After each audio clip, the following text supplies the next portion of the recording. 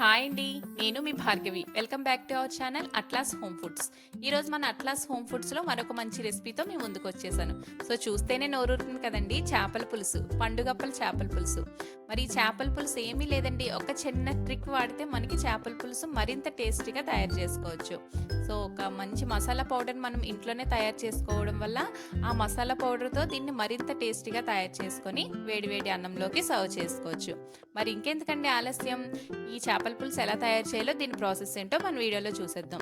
So అంతకంటే ముందుగా మన ఛానల్లో కనుక ఈ వీడియోని ఫస్ట్ టైం చూసినట్లయితే please like, share and subscribe to my channel.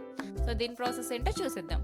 ముందుగా స్టవ్ ఆన్ చేసి దీనిలో ఒక పావు టీ స్పూన్ ఆవాలు, అదేవిధంగా ఒక పావు టీ స్పూన్ మెంతులు, ఒక పావు టీ స్పూన్ ధనియాలు వేసి బాగా ఫ్రై చేసుకోవాలి. వీటిని మంట ఫ్లేమ్ తగ్గించుకోవాలండి. ఫ్లేమ్ తగ్గించుకొని ఇవి కొంచెం రెడ్ కలర్ వచ్చేంత వరకు ఫ్రై చేసుకోవాలి. చూసారు కదా, వీడియోలో చూపించిన విధంగా ఫ్రై చేసుకొని దీనిలోకి ఒక 5 నుంచి 8 వెల్లుల్లి రెమ్మలు కూడా వేసుకొని బాగా ఫ్రై చేసుకోవాలి. మొత్తం ఇవన్నీ ఫ్రై అయిన తర్వాత దీనిలోకి ఒక 3 నుంచి 4 ఎండుమిర్చిని కూడా వేసుకొని బాగా ఫ్రై చేసుకోవాలి. ఇలా ఫ్రై చేసుకున్న ఈ మసాలా దినుసులన్నిటిని కూడా మనం చల్లారిన తర్వాత మిక్సీ గిన్నెలోకి తీసుకొని వీటిని కొంచెం బరకగా గ్రైండ్ చేసుకోవాలి. చూసారు కదండి, వీడియోలో చూపించిన విధంగా గ్రైండ్ చేసుకొని పక్కన పెట్టుకోవాలి. ఇదే మిక్సీ గిన్నెలోకి ఒక కప్పు ఆనియన్ ముక్కల్ని, ఒక 2 నుంచి 3 పచ్చిమిర్చిని కూడా తీసుకొని ఒక ఫైన్ పేస్ట్గా తయారు చేసుకోవాలి. చూసారు కదా, వీడియోలో చూపించిన విధంగా ఒక మెత్తని పేస్ట్లా తయారు చేసుకొని దీన్ని పక్కన పెట్టుకోవాలి. ఇప్పుడు మరలా స్టవ్ ఆన్ చేసి పాన్ పెట్టుకొని ఒక 4 నుండి 5 టేబుల్ స్పూన్ల ఆయిల్ వేసుకొని, కొంచెం ఆయిల్ ఎక్కువే పడుతుందండి చేపల పులుసుకి.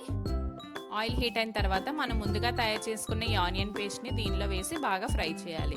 దీనిలో కొన్ని కరివేపాకు రెమ్మలు కూడా వేసుకొని బాగా ఫ్రై చేసుకోవాలి. ఇది కొంచెం పచ్చివాసన పోయేంత వరకు ఫ్రై చేయాలండి, కొంచెం కలర్ చేంజ్ అయ్యేంత వరకు.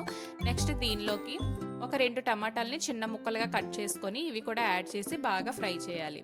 దీనిలోకి 1 టేబుల్ స్పూను అల్లం వెల్లుల్లి పేస్టు, అదేవిధంగా ఈ చేపల పులుసుకి సరిపడినంత సాల్ట్ కూడా యాడ్ చేసుకొని బాగా ఫ్రై చేయాలి.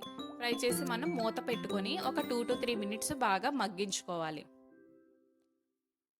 ఇలా ఫ్రై అయిన తర్వాత మూత తీసుకొని ఒకసారి మరలా ఫ్రై చేసుకొని బాగా కలుపుకొని దీనిలోకి మనం ఒక పావు teaspoon garam masala powder, అదేవిధంగా ఈ చేపల పులుసుకి స్పైసీనెస్ తగ్గట్టుగా 1.5 టేబుల్ స్పూన్ కారం, రెడ్ చిల్లీ పౌడర్ కూడా యాడ్ చేసుకొని బాగా కలుపుకోవాలి.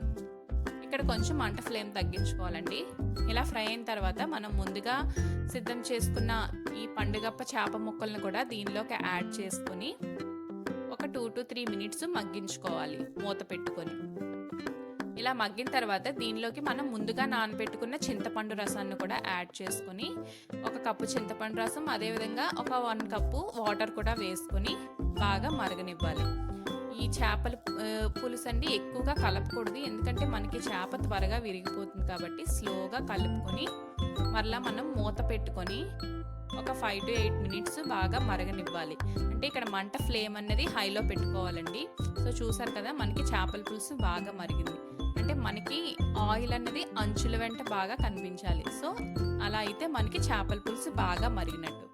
సో ఇలా మరిగిన తర్వాత క్యాప్ తీసుకొని ఒక్కసారి కలుపుకొని నెక్స్ట్ దీనిలో మనం ముందుగా మసాలా పౌడర్ని తయారు చేసుకున్నాం కదండి, ఈ మసాలా పౌడర్తోనే మనకి చేపల పులుసు మరింత టేస్టీగా వస్తుంది. సో ఈ మసాలా పౌడర్ని కూడా మనం ఈ చేపల పులుసులో యాడ్ చేసుకోవాలి. చూసారు కదా, వీడియోలో చూపించిన విధంగా ఈ మసాలా పౌడర్ని యాడ్ చేసుకొని నెక్స్ట్ దీనిలోకి కొంచెం కొత్తిమీరని కూడా యాడ్ చేసుకోవాలి. ఇలా యాడ్ చేసుకున్న తర్వాత మనం మళ్ళా క్యాప్ పెట్టుకొని ఒక 2 to 3 మినిట్స్ మరగనివ్వాలి. ఈ చేపల పులుసుని కలపకూడదండి. సో కలపకుండా మళ్ళా మూత పెట్టుకొని ఒక 2 to 3 మినిట్స్ హై ఫ్లేమ్లో మనం చేపల పులుసుని బాగా మరగనివ్వాలి. సో ఫైనల్లీ మనకి ఇక్కడ చేపల పులుసు అయితే రెడీ అయిపోయిందండి. చూసారు కదా, స్మెల్ అయితే చాలా బాగా వస్తుంది. మరి చేపల పులుసుని వేడివేడి అన్నంలో సర్వ్ చేసుకుంటే చాలా టేస్టీగా ఉంటుందండి. కాకపోతే మనం చేపల పులుసుని వెంటనే కాకుండా ఒక 2 to 3 అవర్స్ పక్కన పెట్టుకొని ఆ తర్వాత సర్వ్ చేసుకుంటే దీని టేస్ట్ ఇంకా బాగుంటుందండి. ఈ మసాలా అంతా చేపలకి బాగా పడుతుంది. సో మీరు కూడా ఒక్కసారి ట్రై చేసి ఎలా వచ్చిందో నాకు కామెంట్ సెక్షన్లో కామెంట్ చేయండి. Thank you for watching.